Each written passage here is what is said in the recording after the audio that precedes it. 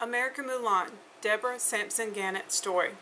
Since the time in 1797 that Deborah's memoirs were printed and rewritten in 1850, there has been many inconsistencies in relationship to the facts of her enlistment in her life and the Revolutionary War.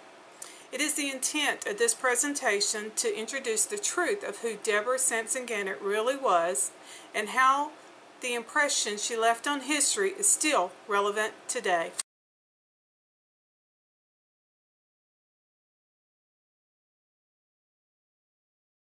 Deborah Sampson was born December the 17th, 1760, in Plimpton, Massachusetts, to Jonathan Sampson and Deborah Bradford Sampson, which was the great-granddaughter of Governor William Bradford of the Mayflower. Deborah was the fifth of 7 children, and at the age of 5, Deborah's father abandoned the family and moved to Maine, where he began a new family. This left her mother with no other option than to send her oldest children away to other family members and friends, placing them into indentured servitude until the age of 18. The definition of indentured servant is an indentured servant is an employee within a system of unfree labor who is bound by a signed or forced contract to work without pay for the owner of the indentured for a period of time. This was a normal practice for women that lost their husband or were abandoned by their husbands and could not afford to keep their family together. So Deborah was sent to live with a relative of her mother, Mrs. Fuller, where she spent 3 years, and upon the death of Miss Fuller, Deborah was then sent to live with Reverend Peter Thatcher's widow, Mary Prince Thatcher, in Middleborough, Massachusetts. It is believed that it is while in the home of these 2 women she learned to read. And upon the death of Miss Thatcher 2 years later, Deborah was sent to live in the home of Deacon Jeremiah Thomas. It is in the home of the Thomases that Deborah would finish her servitude and would grow to be the woman that would dress like a man and fight in the Revolutionary War. In the 18th century America, women and men had specific duties of the family.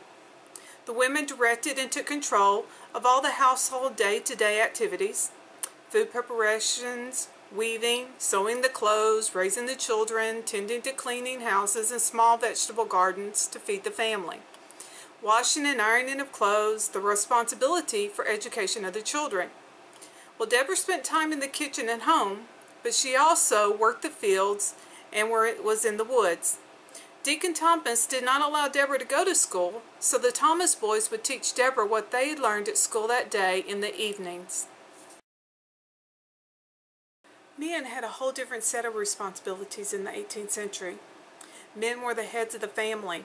The man represented the family in public and were responsible for fulfilling the obligations to the community for the family. The man would be responsible for the finances and raising the children and oversaw the entire running of the homestead. Men were responsible for the outside duties, such as plowing and planting, harvesting, hunting, fishing, milking the cows and caring for the animals, chopping of the woods. It was these duties that Deborah would perform while the Thomas boys were at school. Deborah learned to shoot a gun and became an exceptional sharpshooter, and was a carpenter and a wood carver, as well as learned about politics from listening to Deacon Thomas talk about what was taking place in the colonies. Deborah was 15 years old when Lexington Concord took place, and it would be this that would interest her and make her become sympathetic with the cause of liberty. At the age of 18, Deborah's servitude was completed, and she made a living then teaching in the homes of several different families which she would live with as she was teaching their children in the summer months. And she would live once again with the Thomas family in the winter as she would become a weaver and a craftsman. Through working in the field, she developed a masculine appearance. Deborah stood approximately 5'9", and her facial features were not considered attractive. Several people described her as tall, masculine, long face, jutting jaw, muscular, and small bosom. These appearances gave her the advantage needed to disguise herself as a man. Deborah was an adventurer. She wanted to travel and see the world. However, being a female unaccompanied by a man is totally unheard of in the 18th century. So Deborah would have a suit of men's clothes made for her, and she would attempt to travel as a man throughout the colonies. It was passing as a man that made Deborah want to join in the fight for liberty and independence. Deborah's first attempt at enlisting was in the early 1782 as Timothy Thayer in Middleborough, where she collected a bonus for joining up, yet she failed to show up as scheduled. After investigation upon why she did not show, the commander uncovered her as a female when she was recognized by a neighbor's son. She repaid the bonus and not subject to any other punishment at that time. In May 1782, Deborah would try it again, and she enlisted in Newbridge, Massachusetts under the name of Robert Shirtliff. After training in West Point, New York, Deborah was assigned to the Light Infantry Company of the 4th Massachusetts Regiment. This Light Infantry Company was specially picked because of their height and their shooting abilities, and their job was to provide rapid flank coverage and forward reconnaissance duties. They were called the Light Infantry because they could travel with less supplies and took part in many risky missions. Deborah and the Light Infantry spent most of their time in the neutral ground of the lower Hudson River Valley of New York. The neutral ground was unclaimed by the British, who had New York, and by the Continental Army, which had northern New York. So it was the lawless piece of ground that both Patriots and the Tory raiders terrorized and caused conflict with the colonists. Deborah would be involved in many of these skirmishes against the loyalist raiders, referred to as the Cowboys. It was during one of these skirmishes near Tarrytown, New York, that Deborah would be wounded with a cut on her forehead and 2 musket balls in her thigh. Her fellow soldiers would take her to get medical treatment, and it is here that Deborah feared that she would finally be found out.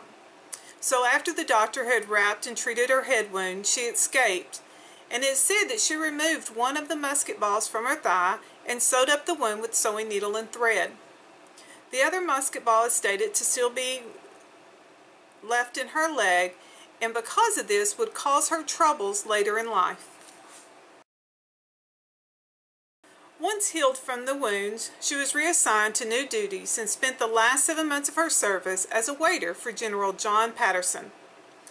On June the 24th, 1783, under General John Patterson, Deborah would arrive in Philadelphia with the 1st and 2nd Massachusetts Regiment to put down a mutiny of American soldiers. These soldiers were seeking pay for their time in the war. Deborah became ill with a high fever that was running throughout Philadelphia at this time. Deborah was taken to the hospital in Philadelphia and was treated by Dr. Barnabas Benning. When the doctor found out that Deborah was a woman, he took her home to be nursed back to health by his wife and daughters. Deborah remained with Dr. Benning long after General Patterson and the troops returned to West Point, New York. Deborah will return to service with a letter to General Patterson from Dr. Benning explaining the whole situation. And instead of having Deborah court-martialed or killed, she was honorably discharged at West Point, New York on October 25, 1783. Deborah later married Benjamin Gannett on April 7, 1785.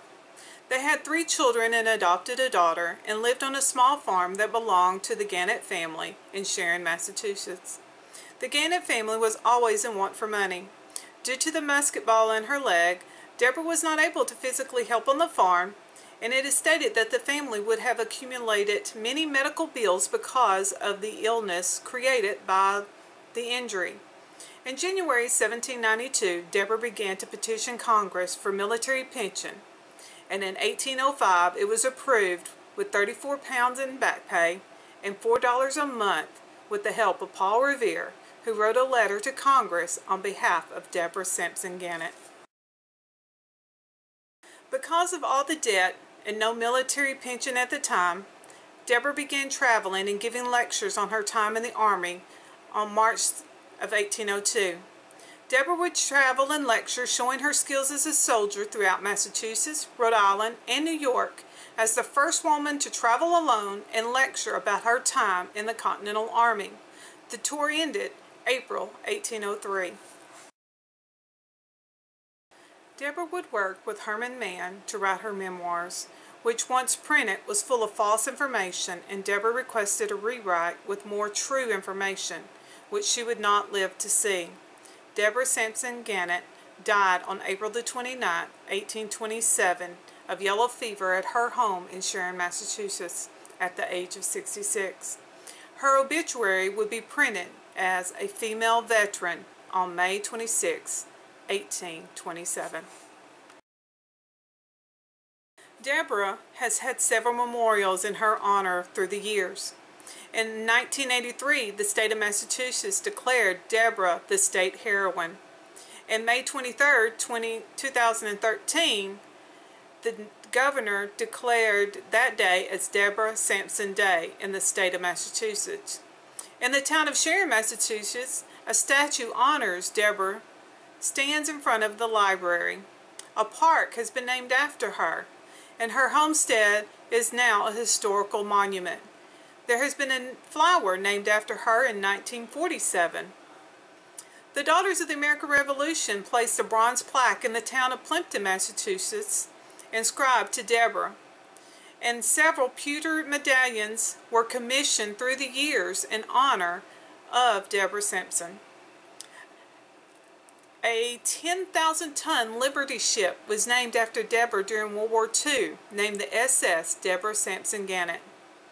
And at the U Bridge Memorial for the American Revolution, both Robert Shurtleff and Deborah Sampson's name are listed as fighting in the Revolutionary War as members of Massachusetts.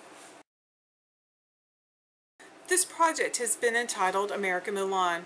In more ways than one, Deborah Sampson Gannett and Hua Mulan are alike, one being the different versions of their stories with the little truth mixed in.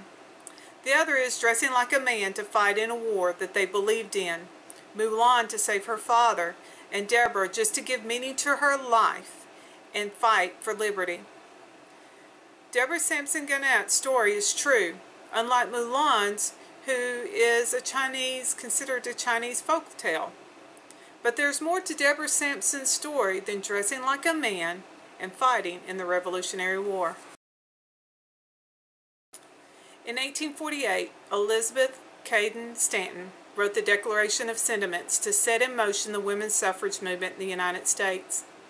In 1920, 93 years after the death of Deborah Sampson Gannett, women won the right to vote. Elizabeth Cady Stanton and Susan B. Anthony is known for their part that they played in fighting for equal rights for women in the United States, when in reality, Deborah Sampson Gannett began that movement the day she donned men's clothes and became Robert Shurtleff in 1782. So, Deborah is an American Mulan in which she dressed like a man to fight in a war she believed in.